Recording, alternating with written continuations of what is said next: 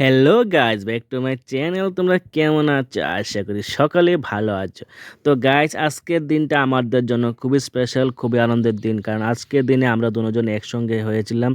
আমাদের আজকের দিনটা খুব একটা ইয়াদগার দিন। তাই আজকে আমাদের দিনটা, হ্যাঁ, আজকে 29শে জুন আমাদের বিবাহবার্ষিকী। তো তার জন্য আমরা এসে পড়লাম আমাদের রাম ঠাকুর আশ্রমে, বনমালীপুর, যেটা আগরতলা। তো সেখানে থেকে বেশি দেরি করলাম না, এখানে কামধেনু মাতা মন্দির দেখলাম, দর্শন করলাম। তারপরে বৃষ্টি পড়ছিল, তারপরে সঙ্গে সঙ্গে আবার এখান থেকে প্রণাম জানিয়ে চলে আসলাম। এখানে কীর্তন চলছিল, তো কীর্তন চলাকালীন এখানে অনেক লোক ছিল, তো বেশিক্ষণ দেরি করলাম না। তারপরে আস্তে আস্তে আমরা এখান থেকে প্রণাম জানিয়ে বেরিয়ে পড়লাম আর একটা মন্দিরের উদ্দেশ্যে। তো আস্তে আস্তে এখানে এসে পৌঁছলাম। এখানে হলো শ্রীকৃষ্ণ মন্দির। এখানে এসে দেখি ভাগ্যের কী পরিণাম দেখো। এখানে এসে দেখি প্রসাদ দিতে শুরু করলো। এখানে প্রায় আরতি শেষ হয়ে গেল। তারপরে আমরা ঠাকুর শ্রীকৃষ্ণের দর্শন করে তারপরে আমরাও প্রসাদ নিয়ে নিলাম। এখানে প্রসাদটা নিয়ে দেখলাম, প্রসাদটা খিচুড়ি প্রসাদ দিয়েছিল, এতটা স্বাদ হয়েছে কি বলবো, এটা ভাগ্যের ব্যাপার। এখানে প্রসাদ পেয়ে নিলাম।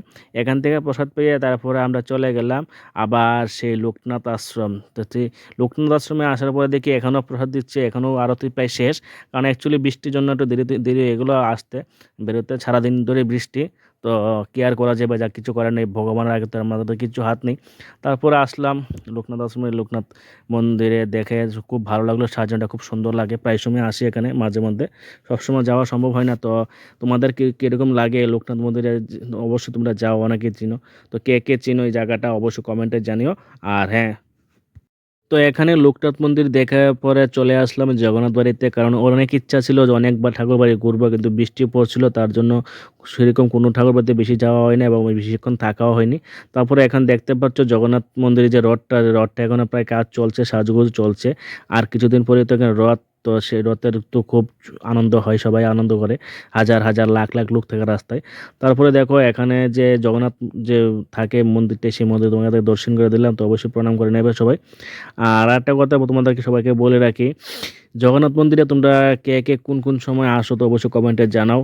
আর তোমাদের এই ভিডিওটা কেমন লাগলো, ঠাকুর বাড়ি নিয়ে আসলাম আজকে দিনটা, খুব কেমন লাগলো অবশ্যই কমেন্টে জানিও। তো অ্যাকচুয়ালি এই যে দেখতে পাচ্ছ এখানে বাগানটা কি বাগান তোমরা জানো কি না জানি না, তো অবশ্যই যদি কমেন্ট জানিয়ে থাকো তো অবশ্যই কমেন্টে জানাও। অ্যাকচুয়ালি এই বাগানটা হচ্ছে তুলসী মাতার বাগান। আমার বাগানটা এত ভালো লাগে সত্যি, আমি যখনই আসি তখনই বাগানটা না দেখতে পারি আমার ভালো লাগে না। তো বাগানটা আমি একবার হলেও দেখি। তারপর উপরে তাকিয়ে দেখি বা বা আকাশের মেঘ করছে, তো আর দেরি করলাম না, চলে আসলাম আস্তে আস্তে টাউন দিয়ে। আবার ভাবলাম কিছু একটা খেয়ে যাই, তো চলে যাই শ্রীমাদ্রি রেস্টুরেন্টে। অনেকদিন বলছিল যাওয়ার জন্য, যেতে পারি না সময় কারণে, তো আজকে চলে যাবো। মা, এখানে এসে দেখি শ্রীমাদ্রি রেস্টুরেন্টটা বন্ধ। তো আর কি করা যাবে, অন্য কোনো এখনো খাইনি। ভাবছিলাম শ্রীমাদ্রি রেস্টুরেন্টে এসে খাবো, তো এসে দেখি রেস্টুরেন্টটি বন্ধ। তো কি আর করা যাবে, আমাদের কপাল খারাপ। তো ঠিক আছে, আজকের ব্লগটার বেশি দেরি করছি না। তোমরা অবশ্যই ভালো থাকো, সুস্থ থাকো, পরিবারের খেয়াল রাখো। আর ব্লগটা কেমন হলো অবশ্যই কমেন্টে জানাবে। টাটা।